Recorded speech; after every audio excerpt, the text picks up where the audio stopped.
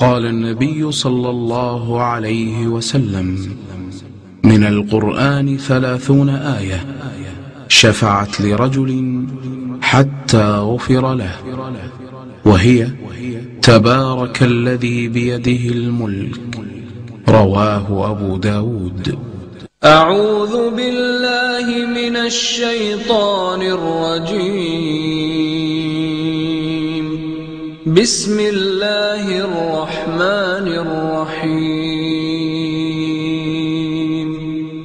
تبارك الذي بيده الملك وهو على كل شيء قدير، الذي خلق الموت والحياة ليبلوكم أيكم أحسن عملا، وهو العزيز الغفور. الذي خلق 7 سماوات طباقا، ما ترى في خلق الرحمن من تفاوت، فارجع البصر هل ترى من فطور، ثم ارجع البصر كرتين ينقلب إليك البصر خاسئا وهو حسير. ولقد زينا السماء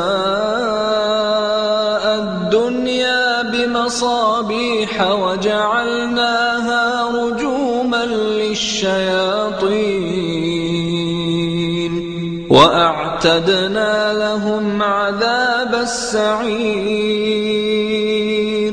وللذين كفروا بربهم عذاب جهنم، وبئس المصير. إذا ألقوا فيها سمعوا لها شهيقا وهي تفور، تكاد تميز من الغيظ، كلما ألقي فيها فوج سألهم خزنتها ألم يأتكم نذير؟ قالوا بلى قد جاءنا نذير فكذبنا وقلنا ما نزل الله من شيء إن أنتم إلا في ضلال كبير. وقالوا لو كنا نسمع أو نعقل ما كنا في أصحاب السعير، فاعترفوا بذنبهم فسحقا لأصحاب السعير. إن الذين يخشون ربهم بالغيب لهم مغفرة وأجر كبير. وأسروا قولكم أو اجهروا به إنه عليم بذات الصدور. ألا يعلم من خلق وهو اللطيف الخبير. هو الذي جعل لكم الأرض ذلولا فامشوا في مناكبها وكلوا من رزقه وإليه النشور. أأمنتم من في السماء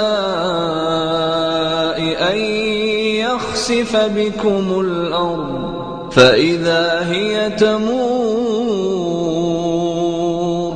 أم أمنتم من في السماء أن يرسل عليكم حاصبا فستعلمون كيف نذير ولقد كذب الذين من قبلهم فكيف كان نكير أولم يروا إلى الطير فوقهم صافات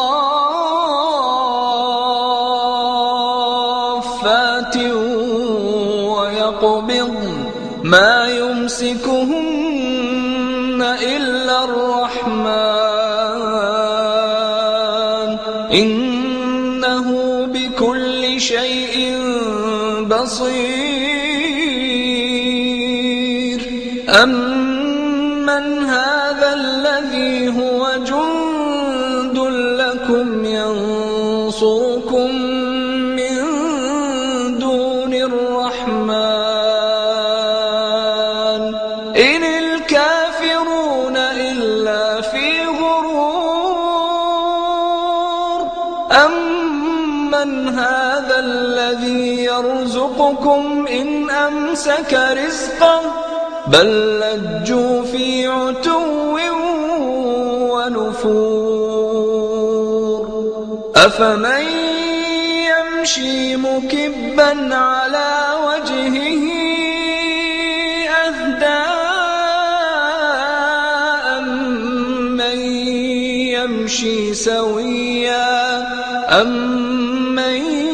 يمشي سويا على صراط مستقيم قل هو الذي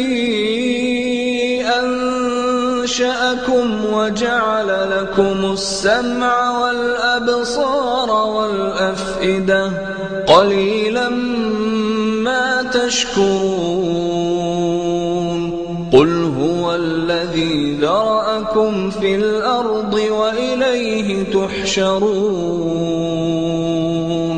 ويقولون متى هذا الوعد إن كنتم صادقين قل إنما العلم عند الله وإنما أنا نذير مبين فلما رأوه زلفة سيئت وجوه الذين كفروا وقيل هذا الذي كنتم به تدعون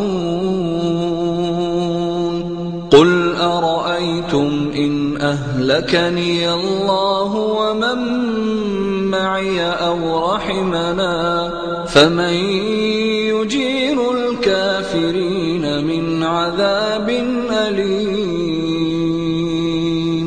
قل هو الرحمن آمنا به وعليه توكلنا فستعلمون من هو في ضلال مبين قل أرأيتم إن أصبح ماؤكم